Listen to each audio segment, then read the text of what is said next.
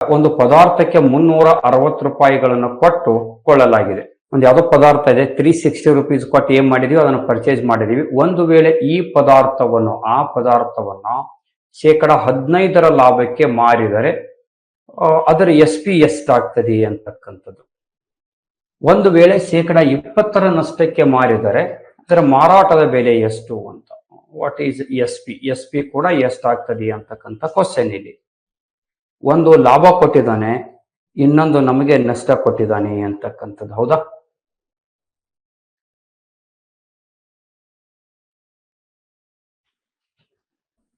ಇಲ್ಲಿ CP ಎಷ್ಟಿದೆ? 360 ಇದೆ. CP 360 ಇದೆ. 15% ಲಾಭಕ್ಕೆ ಇದನ್ನು ಮಾರಾಟ ಮಾಡೋಣ. ಮೊದಲನೇ ಕಂಡೀಷನು 15% ಲಾಭ ಅಂತ. ಹೌದಾ? ಹೇಗೆ ಬರೀತೀವಿ? 15 divided by 100 into 360. So 5 3s 0 0 cancel ಮಾಡಿ, 5 2s 2 1s 2 18s 18 3s 54 54 ಆಯ್ತು ಅಂತ. ನಾವು ಸೇಲಿಂಗ್ ಪ್ರೈಸ್ ಏನಾಗ್ತದೆ ಅಂತಂದ್ರೆ ಮಾರಾಟದ ಬೆಲೆ ತಂದಿದ್ದೆಷ್ಟು 60ಗೆ. So SP equal to 360 plus 54. 4ಕ್ಕೆ 4, 6 5 11 ಕ್ಯಾರಿ 1, 3 + 1 4.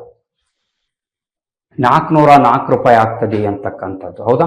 ಒಂದು ವೇಳೆ 15% ಲಾಭಕ್ಕೆ ಮಾರಾಟ ಆದ್ರೆ, ಇನ್ ಕೇಸ್ ಇದೇ ನಮಗೆ ಒಂದು 20% ನಷ್ಟಕ್ಕೆ ಮಾರಾಟವಾದರೆ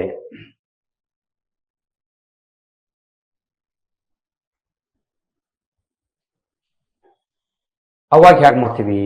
ಸಿಂಪಲ್ ಲಾಜಿಕ್ ನೋಡಿ.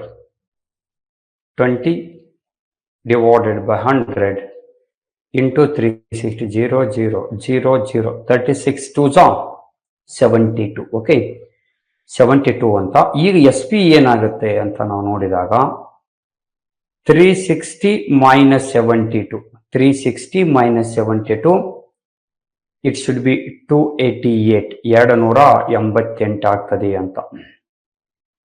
ಇದನ್ನ ನೀವು ಶಾರ್ಟ್ಕಟ್ ಮೆಥಡ್ನಾಗೂ ಮಾಡ್ಬೋದು, ಬಹಳ ಸಿಂಪಲ್ ಆಗಿ. ಮೊದಲನೇದು ಏನಿದೆಯಲ್ಲ 15% profit. SP equal to 15% profit ಅಂದ್ರೆ ಎಷ್ಟು? 115 ಡಿವೈಡೆಡ್ ಬೈ 100 ಇಂಟು 360. ಹೌದಾ? 0 0 ಕ್ಯಾನ್ಸಲ್ ಆಯ್ತು. So 5 2s 5 3s 5 2s 2 1s 2 18s 8 3s 24 24 ಅಂತ. ಸೊ ನಾವು ಮಾಡಿದಾಗ 414 ಬರ್ತದೆ. ಹಾಗೆ ಇನ್ನೊಂದು SP ಇದು ಲಾಸ್ ಆಗಿದೆ. ಹೌದಾ?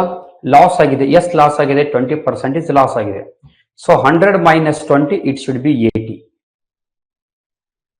80 ಡಿವೈಡೆಡ್ ಬೈ 100 ಇಂಟು 360 0 0 0 0 6 8 48. ಸೊ 8 6 48 ಅಂದ್ರೆ ಈ ಲಾಸ್ಟ್ 8 ಅದ.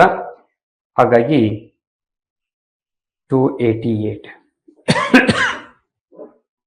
ಅಂದ್ರೆ ತುಂಬಾ ಈಸಿಯಾಗಿ ನಾವು ಏನ್ ಮಾಡ್ಬೋದು, ಇದನ್ನ ಸಾಲ್ವ್ ಮಾಡಬಹುದು ಅಂತಕ್ಕಂಥದ್ದು. ಓಕೆ, ಕೆಲವೊಂದಿಷ್ಟು ಶಾರ್ಟ್ಕಟ್ ಮೆಥಡ್ ಅನ್ನ ಅಳವಡಿಸಿಕೊಳ್ಳೋದು ಸೂಕ್ತ.